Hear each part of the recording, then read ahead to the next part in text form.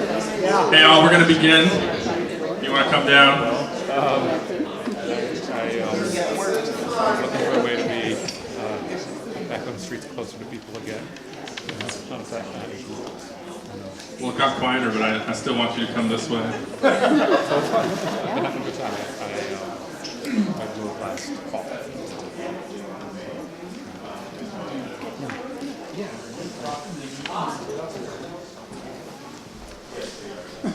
I mean, both are important, right? Hey, everyone. My name is Ben Werner. I work for ABC Realty, which is a brokerage on East 7th Street.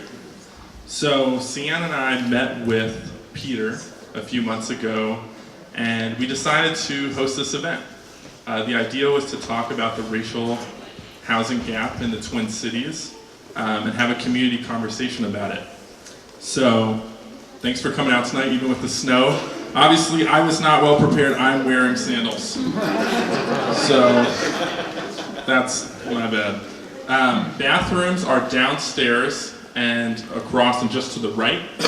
So, all right, so the purpose of this event is to help us understand this housing gap and to hear from people working on that gap and to know also what you, the community, think about it, different solutions and what is going on. So I'll give a definition of what that is, then I'm going to talk a little bit about our sponsors and then how we're going to structure this event tonight. So 76% of Minnesotans own their home, which is a really high number. It's one of the largest in the nation. But of people of color in Minnesota, only 41% around that own their home. So that gap that's in between is known as the racial housing gap. And that's why we wanted to come here tonight to talk about that. So I want to give a shout out to our sponsors and the folks who provided food tonight. So Dayton's Bluff Neighborhood Housing Services and Micah helped with a lot of the food. Caribou Grocery and Deli, which is on Payne Avenue just around the corner, provided the sambusas tonight. Cadence Records and Coffee provided the coffee and the tea. And Cookie Cart brought a bunch of wonderful, delicious cookies. All of those... Caribou, Cookie Cart, and Cadence are all around the corner on Payne Avenue, so in our community here. So here's how tonight is going to work. Peter is going to start us off by giving us some context to the racial housing gap, starting a little bit with the history and why it still continues today. Then I'm going to ask directed questions to some of the industry leaders who are trying to work on closing the housing gap or are working on different justice-related issues related to housing in the Twin Cities. Then we're going to break apart into groups in which some of those industry leaders and all of us are going to get a chance to dialogue. We're going to come back together at the end of this event and we're going to discuss what we learned and how we can proceed forward from here. And then we'll wrap up. So, Peter, I'm going to let you take it from here. Peter is the executive director of the Eastside Freedom Library, this wonderful space that we are in tonight. Give him a round of applause.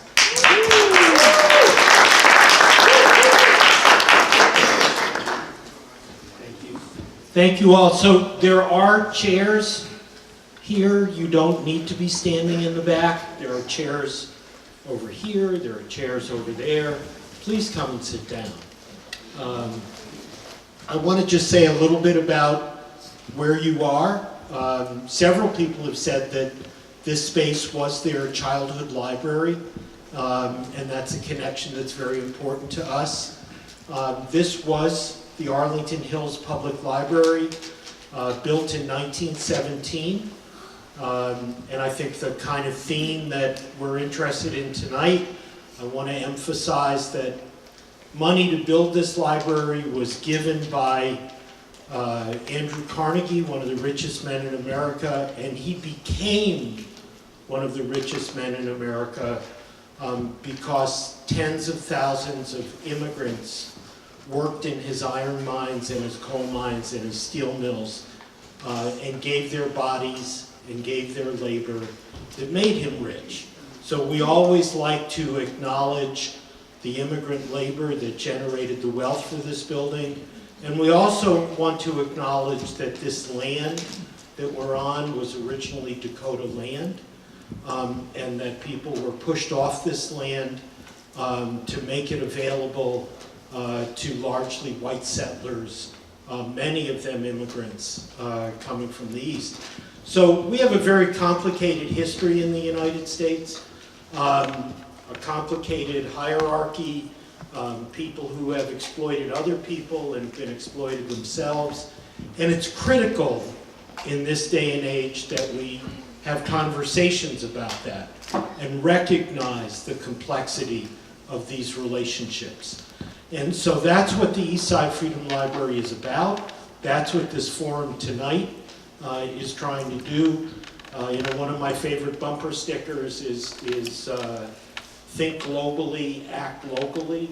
Globally, the world is an outrageously unequal place, whether we're talking about Israel and the Palestinians, or we're talking about the Dakota people and whites here in Minnesota, or African Americans and others.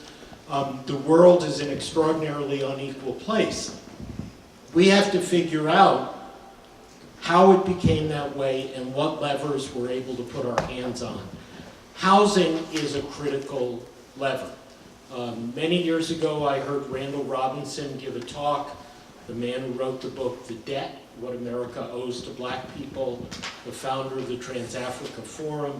And Randall Robinson pointed out in the talk that I heard that the ownership of housing was the primary way that families in the United States accumulated wealth. And still is. Thank you. And so if there's inequality in access to that first step, then the possibility of wealth that can enable a next generation to go to college, others to advance, this is a critical step. So we were excited when Sian and Ishmael and Ben and ABC Realty came to us and said we want to have a community forum. I think it's amazing that so many people are here tonight, given the weather. Most of you didn't know that there would be sambusas. So it's not the sambusas, and maybe the sambusas that keep you here, but that's not what brought you in. It's great that you're here, and it's great that Ben and his colleagues have figured out a strategy for how to run this meeting so that we can really have a conversation. So come back to learn more about our history and how we got into the fix we're in and what we can learn. Participate tonight. I do want to just mention downstairs we have the exhibit created by the Minnesota Humanities Center, the exhibit about why treaties matter. Take some time tonight before you leave to take a look at that exhibit. So I'm going to give the mic back to Ben before Ishmael gives me the hook. All right, thank you. And again, there's seats up here. Peter, thank you so much. Okay, so what we're going to do now is we're going to have these directed questions. It's a chance for the people who are working in Closing the Housing Gap to introduce themselves and talk a little bit about their work. It's going to be fast. We're going to have about 60 seconds to a minute and a half for each person, and then we're going to break into these groups. So, Allie, you're right in front of me. Start with you. Can you briefly introduce the work you do in the Twin Cities? Sure, let's use the mic. Since I'm first, I get to set the bar pretty high. We believe in you. Thank you. My name is Allie Berg, and I'm the Programs and Services Outreach Manager at Twin Cities Habitat for Humanity. And as I was reflecting on your question, Ben, I was thinking about all the different things that we are and all the things that people don't know that we do yet today. We've made a lot of changes recently. We're still the homeownership program. We still have the Jimmy Carter icon of coming out and building together in community. And we're so much more than that today. We have our own lending company. We have a homeowner repair program. We have a neighborhood revitalization program. We do financial coaching. So we're a lot of different things. And to get to your question about what is it that we do differently to solve or to close this racial disparities gap, I think it really comes down to how we're intentionally structuring our programs and who we talk to and who we partner with to close that gap. And I'm proud to say that we have 90% of our homeowners as people of color. And that's a huge win for us as a community when we think about who should we be serving and who should be accessing homeownership. And some of the ways that we've been able to do that is with financial coaching. We're helping teach people how to become homeowners. Part of that is through education. Part of that is working one-on-one with people to help them understand how to become more financially stable and meet some of those mortgage criteria. And some of it is how we underwrite the program. So some of it is looking at what are the barriers for people of color in accessing homeownership. Is it the credit scores that we set in our program? Is it how we think about alternative credit? And for those of you who don't know about alternative credit, it's what's not reported on your credit report, and how can we use some of that information, like your rent payments, like your cell phone bills, as ways to show and prove that you are credit worthy and that you will not be as risky to lend to. So it's figuring out how we can take some of those untraditional or unconventional methods and make them more accessible for the programs. And so that's kind of a very, very short version of how we do that. But happy to talk more about that with anybody who would like to know. Thank you so much to Allie. John, you're right in front of me. You want to follow? I was hoping that you could talk a little bit about the housing acts that you've been working on recently. My name is John Slade. I'm the East Metro organizer for the Metropolitan Interfaith Council on Affordable Housing, which has been active in the Twin Cities area for about 30 years. About 2013, the African American Leadership Forum's Economic Development Group came forward with an idea, which was, can we actually get the worst housing disparity in the nation between whites and African Americans dealt with? Ben quoted the numbers for people of color as a whole, specifically for Africans and African Americans. You're looking at 75% home ownership for whites and 23% for those communities. And Lashella Sims is another MICA organizer, and she came and said, hey, MICA has had a history of working on legislation. Can we do something about this?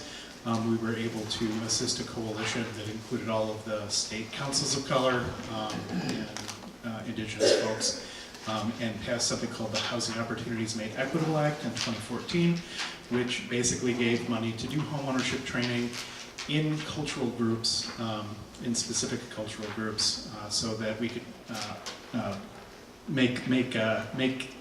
not only get homeownership training there, but also get it into culturally competent communities. So that's part of the state work. The local work that I do has also been quite a bit focused on tenants and tenant rights. And the deep racism that's in the credit scores that you see in criminal justice system has meant that tenants who are of color are, discriminated against. In addition to fair housing qualities, there are many ways that people cannot access housing, and so that is indeed one of the other things that we're working on. Thank you so much. So let's shift into education then. Julie Guggen, are you in the room? Here I am. Can you discuss how homebuyer education impacts the racial housing gap? My organization is the Minnesota Homeownership Center. We're based here on the east side, but we work with a network of organizations around the state who are committed to the idea that education and resources are the best way to address barriers that exist for communities of color as they're accessing homeownership, whether those are barriers of aspiration, whether they're barriers of access to down payments and lending products, whether they're barriers to the fundamental premise of homeownership. Many of us were raised in homeownership. If you weren't raised in homeownership, just the very idea of homeownership may be daunting to you. And then certainly barriers around credit. So the organizations that we work with, like Twin Cities Habitat for Humanity, like the Urban League, like Hmong American Partnership, like Clues, all of them are committed to the idea that when consumers are empowered with information about the best path for them for home ownership, if they're empowered with the information so that they can make solid choices, they're in a better position to find the right loan, find the right house, find the right trusted advisors, and achieve homeownership that's sustainable in the long run. Thank you very much. Sian Thomas, I'm calling you up here. That's my awesome boss. You're fired! Not until this event is over. So, the question I'm going to pose to you is, how have you shaped your business, your brokerage, to reflect the communities you serve? Thank you, Ben. Welcome, everybody. This is an awesome turnout. Give yourself a hand. You guys are awesome. You're awesome. ABC Realty. When I launched ABC Realty, I knew that I wanted to look like the communities that I served. So the principles that I built ABC Realty on are inclusivity, education, and advocacy. And you will see there's a magazine on the back table. On the back cover of that magazine is a picture of our team. And we do look like the communities we serve. And chances are, we speak your language. This year, we really wanted to identify as an organization that's steeped in the community. And so we have a new tagline, rooted in community, because we want to own the East Side. We want to help you own the East Side. Thank you for coming here tonight.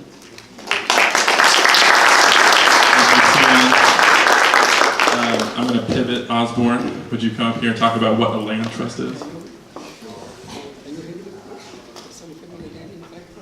All right. My name is Osborne Strickland, and I work with the City of Lakes Community Land Trust, which is an organization in Minneapolis that provides home ownership through a land trust model. All right. There are a number of land trusts in the state of Minnesota. There's one in St. Paul. I believe it's called the Rondo Community Land Trust. Okay. All of them work similar in that the way that homes become affordable is that one purchases the improvements, or the house, so to speak, okay, and they rent the land.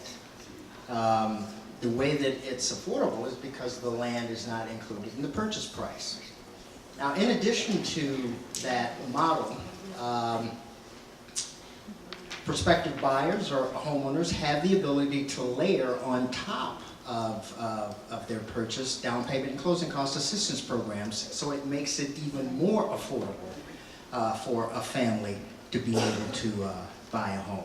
And the land trust model has its roots in, well, time is short. I'll just say history. Right? Thank you. Henry Rucker or Chris Wilson, either of you can take this. You both work for... I'll let you talk first, Chris, about development. I'll let you talk about development, I'll talk about the coaching. All right, deal. Wonderful. Okay. Let's see what the question is. I'll keep that in mind. Do you want to briefly introduce your organization and some of the work you do? You do your hat. All right, sir. Okay. Do you want the follow-up question? Because there's two of you. My other question is, what programs and assistance do you offer that is applicable to the housing gap? PPL does quite a few things, so I'm going to be brief. My name is Chris Wilson. I am the Director of Real Estate Development. I work for Project for Pride Living with Henry, the Honorable Henry Rucker, back there. Thank you. We work together quite a long time. A couple things that we do. We build things, so we work in neighborhoods, we build houses. I think Jim's going to talk, Urchel's here, and he's going to talk a little bit more about that. But we do, work with, minority and women-owned businesses, both on the, kind of contracting side, as well as on the sales side, and the real estate side, and the banking side, and kind of any, to try and sort of work through the entire system of home ownership in that way to kind of spread the wealth around. There's a couple other things that we do at PPL that are a little bit more unusual, so I'll just talk about those real briefly. One thing is we do affordable rental housing. So that allows people to save money and to get into a position where they can actually move into homeownership or move into something else. So it's kind of gets people off on the right path there. We're working in North Minneapolis. We're doing some smaller homes up there. So again, what we're trying to do is bring a product to the market that is sort of by its nature more affordable. So we're looking at doing things that are 500 and 800 square feet instead of a typical house, which is sort of 1,500 to 2,500, depending on kind of what you're looking at there. Henry does our financial literacy. Do you want to talk about that just real quick, maybe? And also works in the employment readiness group. And so maybe I'll let you talk about those two items too, because they're related, but not a little more indirectly. How's everyone doing this evening? Good. I don't know if I need this. Can you hear me? My name is Henry Rucker. I am a financial coach slash advisor at PPL. What I mainly do is try to help people get from A to Z, right? So if you're interested in buying a house, you're interested maybe just improving your overall financial management style, we'll help you do that as well. We work with all of our participants that come through the employment training programs. But then we also work with people, as Julie mentioned, that are part of the HOA or interested from the community. You maybe came to a local lender. The lender said you're not quite ready yet today. So I like to always steal a little tagline from my good friends, Trent.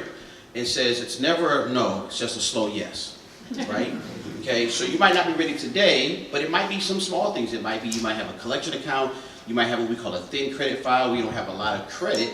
And you can use non-traditional credits such as rent, such as your car insurance, or any utility bills that you're paying, your cell phones. Those are ways we can help you build credit, so when we send you back to a lender that's part of the network, you can get a mortgage approval.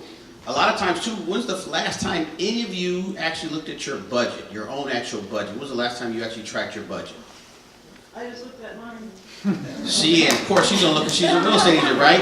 But a lot of people didn't raise their hands, so it's just little things like that. I just tell people I'm not there to tell you what to do. I'm there to give you the tools that allow you to get to where you want to go. I'm the guy that's going to help you build that credit file, get you ready for homeownership, and then once you're in homeownership, also follow up with you to make sure that you can maintain that successful homeownership, and then pass that on to your kids, your grandkids. The number one reason I believe most people in Minnesota of color do not own homes is what Julie said. We did not grow up in homes. So if you've always been a renter, that's the first thing you think about doing when you graduate from high school or college is becoming a renter. Thank you.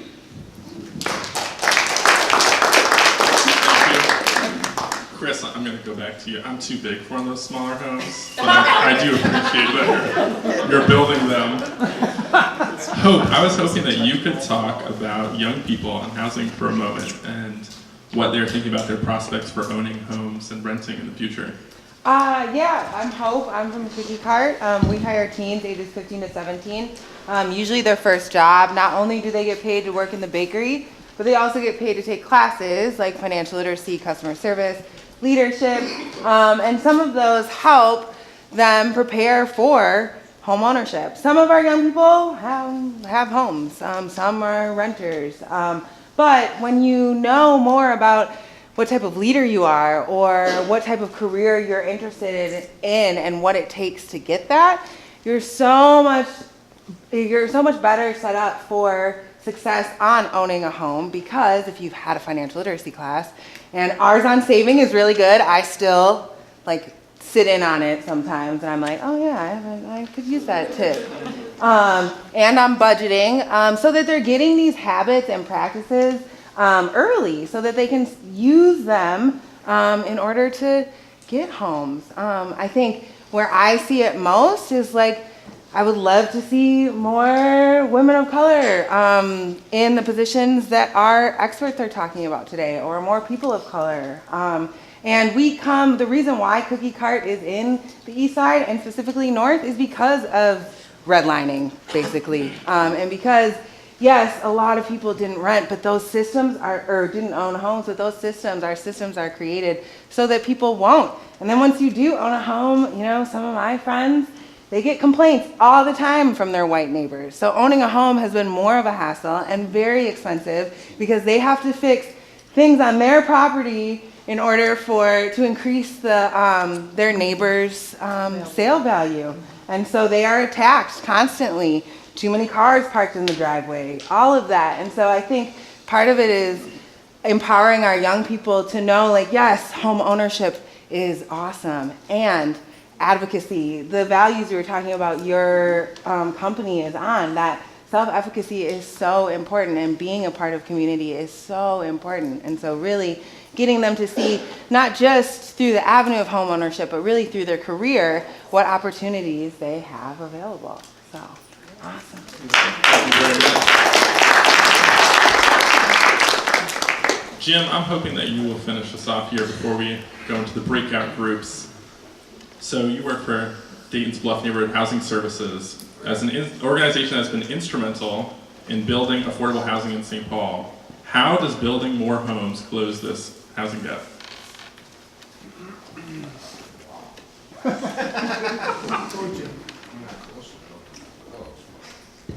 Hi, I'm Jim Urchel. I work for Dayton's Bluff Neighborhood Housing Services.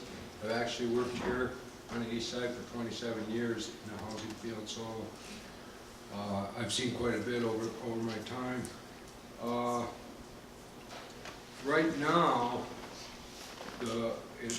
on the east side, Can you speak up, Jim? yes, demand is extremely high. Demand from households of color is extremely high, and there's no product. So our focus, our organization's focus, is building as many houses as we can, preferably larger homes, because our families need a lot of bedrooms. And so right now, this year, we're building 24 new houses.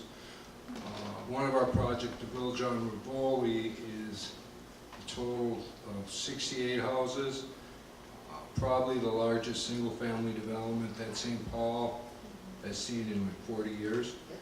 And until I heard Ryans were building $1 million homes along the river, I was actually saying it would be the last single-family development in St. Paul unless there's a tornado, because it's so difficult and costly to build single-family homes in terms of the regulatory stuff you deal with. That's just not worth it. No one in their right mind would do it. So at least here in town. So anyway, that's one of the things that I'm seeing is there's so much demand. There's good lending products again. We actually did the same thing that you folks did before you did it when we had the financial crisis, because there wasn't any product then.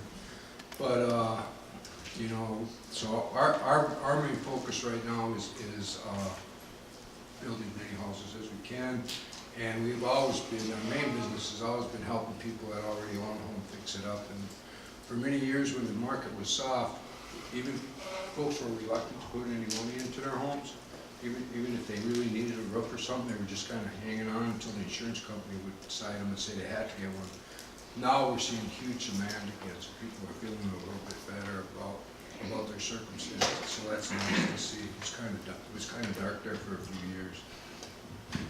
But I don't think we're going to build ourselves out of the situation that we have in terms of affordable housing.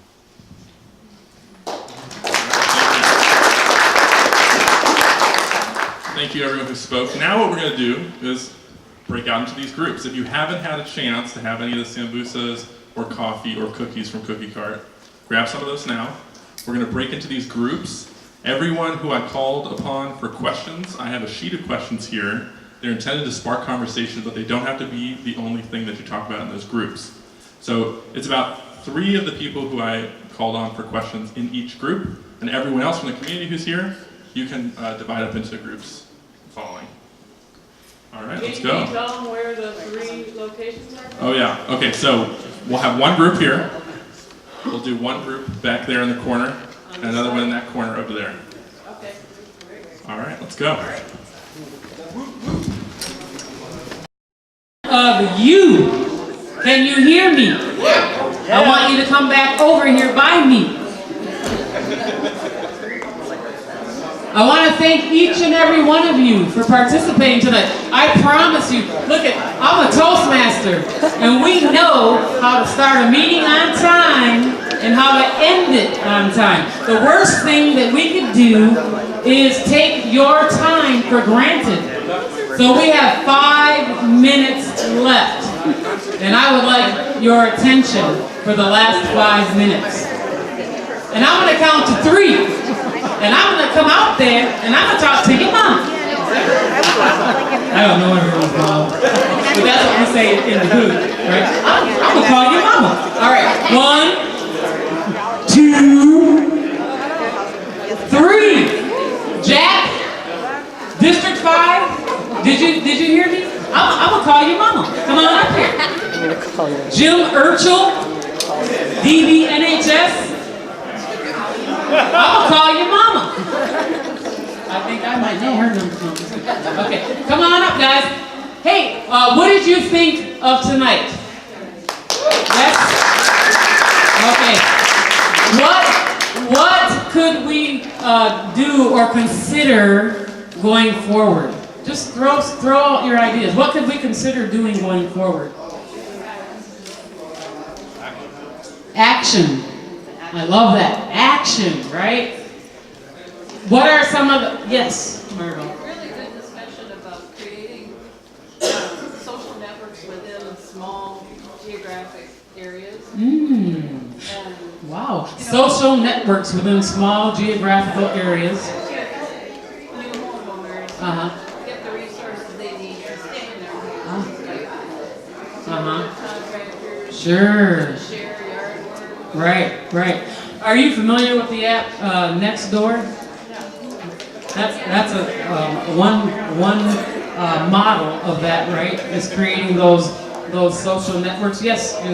What struck me in our conversation, and I think this just came up earlier too in the large group, is that racism and systemic oppression does not end once you've achieved your mortgage, right? That post-purchase, there's still a lot of going on when, and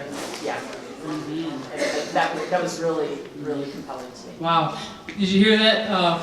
One thing that struck Julie is the racism and the inequity that continues even after you buy a home. Insurance companies, uncooperative neighbors, you know. Examples: insurance companies, uncooperative neighbors. It's real. Yes. Mopa. I think I did all the talking in my group, sorry. But it was navigating the system. I think for people who don't speak the language, like even getting down payment assistance, all those workshops and the actual online, you know, the different nonprofits and their resources. So for me, as a realtor, I'm having to wear the hats of everyone. Yeah. As a financial advisor, as a realtor, as a, navigator. So it's navigating through the system, and then at the end of the day, not getting compensated for any of the hard work, and me especially feeling very burnt out in the process. So navigating systems, especially when English is not your first language, is real.